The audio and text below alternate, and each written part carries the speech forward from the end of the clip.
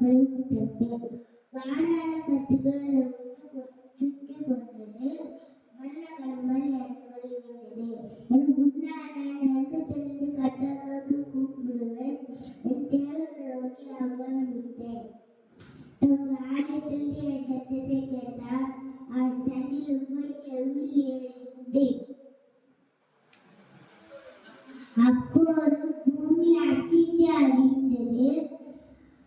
அவர் கோபப்படும்படியாக பருவங்களுக்கு அச்சிப்படம் குலுங்கி அச்சித்தது.